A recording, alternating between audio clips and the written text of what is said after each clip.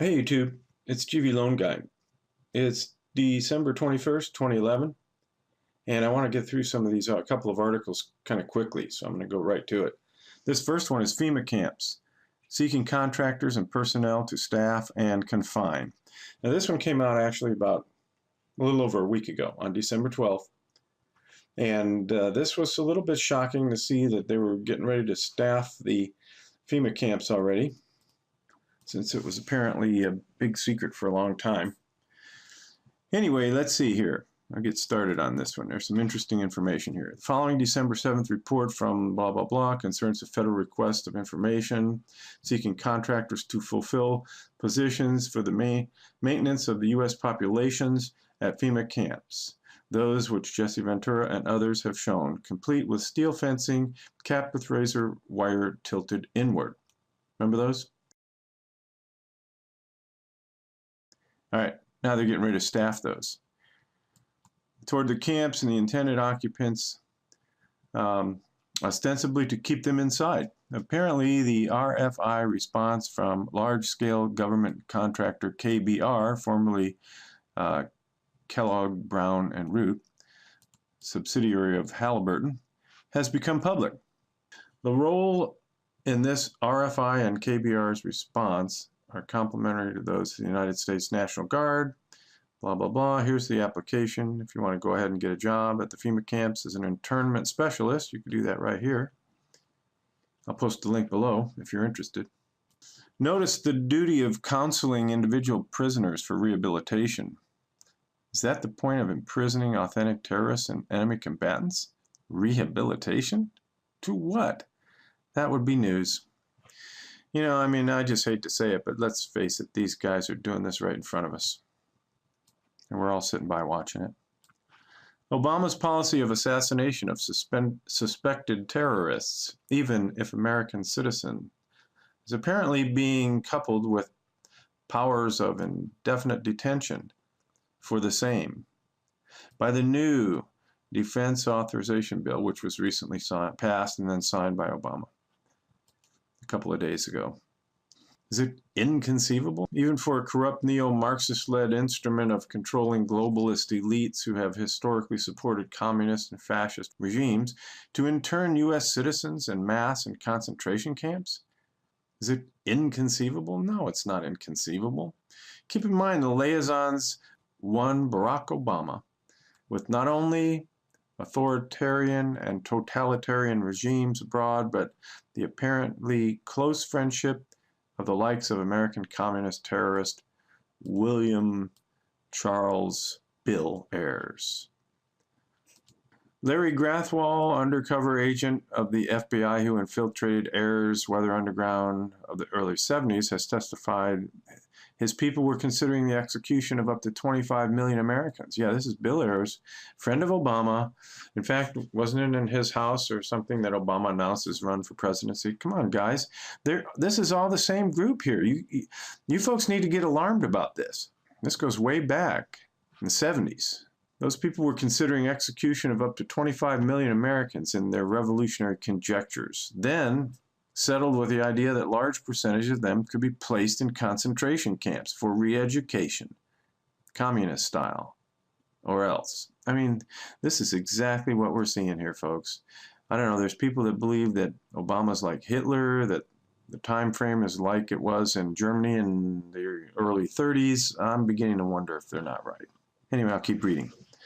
But how could such people psychologically intimidate the highly armed and often patriotic American population in order to accomplish such a travesty? Discussed more and more frequently are the possibilities of intentional, induced disasters and false flag attacks, allegedly by patriots against which the Department of Homeland Security systematically trains law enforcement personnel as being suspected terrorists. Hey, you know what? That's you and I, folks, in case you didn't notice it. That's you and I they're talking about there. For the consideration of that possibility, I was provoked to write this article, blah, blah, blah. Also, there is barely any excuse at this point not to be aware of the likelihood of imminent economic crisis or collapse, intentional in the minds of many. And that would be a crisis too good to waste for those who wish to take advantage cause social turmoil and seize further power. It's my personal belief that that's what Obama's doing in office, is trying to bring us right to the collapse. And we're real close now, folks, because there's no stopping him. Who in the U.S. military could ever be counted on to carry out such orders? Consider the personnel testimony of a source I personally know and trust attached to the top of blah, blah, blah article. All right, we'll get back to that. I'll post the links down below. I'm going to let you guys get into some of this. But in case you're not sure this stuff's really going on, look, they've got the nation divided up into sections. FEMA divided up into sections, 5 sections. So you'll be, corralled and controlled within one of those 5 sections. Which section do you live in? That's where you're going to be. They've got FEMA camps located in all these areas. So they're getting ready for something here, folks. I don't know. It's amazing to me to see it. For the better part of 2 decades, FEMA detention camps were believed to be a figment of tinfoil hat-wearing conspiracy theorists. As more information over the years has been made available through alternative news researchers like Alex Jones in his full-length documentary Police State 4, and former Governor Jesse Ventura's FEMA camp expose, it is becoming increasingly clear that the government has been taking steps for quite some time to ensure a rapid and effective response in the event of a national disaster or U.S. military deployment on American soil. As many of our readers know, the U.S. Senate recently passed the National Defense Authorization Act, which it has been argued authorizes the establishment of domestic war zones and the subsequent detention of those who are suspected of engaging in terrorist-related activity, including arguably, U.S. citizens. What you may not know, however, is that just days after the passage of the act, reports are surfacing that the Federal Emergency Management Agency, under the auspices of the Department of Homeland Security, is requisitioning private contractors to provide services for government, defense, and infrastructure pertaining specifically to the FEMA activities with respect to emergency services. At first glance, this may seem like no big deal. Why shouldn't the government prepare for emergencies? However, a review of the email made available through InfoWars from Kellogg Brown and Root Services, KBR, a subsidiary of mega government contractor Halliburton, notes that the contracting opportunities available through the government and KBR are specifically for temporary camp services and facilities. All right. KBR is seeking subcontractors on a national basis to provide temporary camp services and facilities as part of its current and future emergency services contract for the Federal Emergency Management Agency, U.S. Army Corps of Engineers, and state and local government agencies. The continental U.S. will be broken up into 5 regions. Services will be required in each state within each region. Establish services listed below within 72 hours for initial setup and response, within 24 hours for incremental services. This is a contingency project, and it should be stressed that lead times will be short, with critical requirements due to the nature of emergency responses. Subcontractors must be flexible and able to handle multiple shifting priorities in an emergency environment. Supply lines needed must be short, but not necessarily pre-positioned. All right. And then there's this.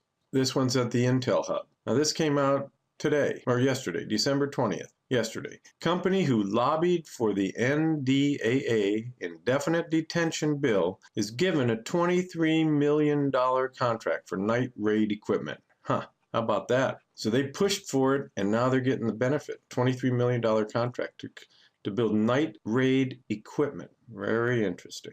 Folks, it sounds like they're getting ready for the initiation of martial law, doesn't it? And having a place to put dissenters or troublemakers or patriots or people that love America. There's a place for you. According to the reports of the Daily Kos and Russia Today, a company specializing in night raid equipment was awarded $23 million contract from the Department of Defense and subsequently went on to lobby for, they were given the contract first, and then they went on to lobby for the NDAA, which has given the government the power to indefinitely detain American citizens. Surefire, that's the name of the outfit. Surefire Limited LLC openly lobbied for the House version of the NDAA, a bill many have claimed has effectively ended the Bill of Rights, months after receiving the $23 million contract from the DoD. Why would this company be receiving a contract that could outfit at least 30,000 troops with new and updated night raid equipment when the U.S. is supposedly pulling troops out of Iraq, to a smaller extent Afghanistan? Why has the same company gone on to lobby for a bill that has turned the United States into a war zone? So what do they make over there at Surefire? Night raid equipment. With a fresh new $23 million contract from the DoD, even as we saw troops pulling out of Iraq, they're about to pull out of Afghanistan. The product catalog, main categories read things like weapon lights, helmet lights, sound suppressors, high-capacity magazines. Yeah, this is the kind of stuff you need for normal policing, isn't it? This is what you need to protect and serve right here, all this stuff. Yeah, I don't think so. The equipment is relatively cheap, not big ticket items in the Defense Department terms. That means this is a big contract. A $23 million contract would buy enough of these things to outfit maybe 50,000 soldiers. Does it seem likely that the night raid gear that will be provided to the DoD under the $23 million contract will be used outside the United States, when the company who won the contract is lobbying for a bill that lets the military operate against American citizens inside the country? As we have reported in the past, the plans for martial law in America have long been drawn up, and the idea that either our own military, foreign militaries, or a combination of both will be used against the American people has steadily gained ground as millions of people around the world have become aware of these dastardly plans. Every week, it seems like more and more information is released that further proves these plans are real and already capable of becoming fully operational within 72 hours. Whether it be Ron Paul warning about the NDAA and martial law, or the United Nations troops carrying out martial law drills within the United States, the fact remains that the possibility of martial law scenario in this country remains very real. I'm just wondering if you folks have thought about this and what you're going to do.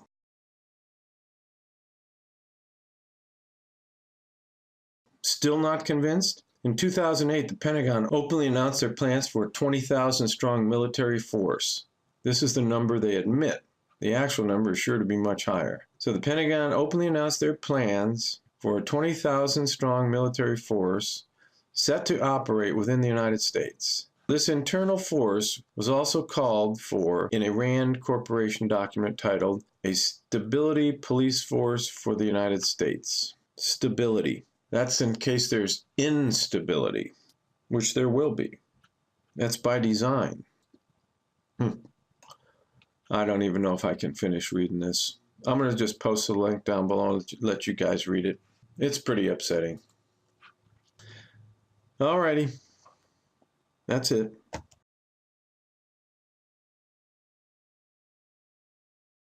Apparently, the RFI response from large-scale government contractor KBR, formerly Kellogg, Brown & Root, subsidiary of Halliburton, has become public. The role in this RFI and KBR's response are complementary to those of the United States kind of quickly, so I'm going to go right to it. This first one is FEMA camps, seeking contractors and personnel to staff and confine. Now, this one came out actually about a little over a week ago on December 12th. And this was a little bit shocking to see that they were getting ready to staff the FEMA camps already, since it was apparently a big secret for a long time. Anyway, let's see here. I'll get started on this one. There's some interesting information here. The following December 7th report from blah, blah, blah concerns a federal request of information seeking contractors to fulfill positions for the maintenance of the U.S. populations at FEMA camps.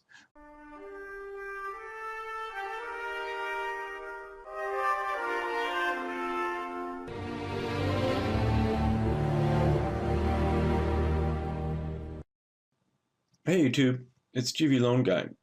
It's December 21st, 2011, and I want to get through some of these, a couple of articles, those which Jesse Ventura and others have shown, complete with steel fencing, capped with razor wire tilted inward. Remember those?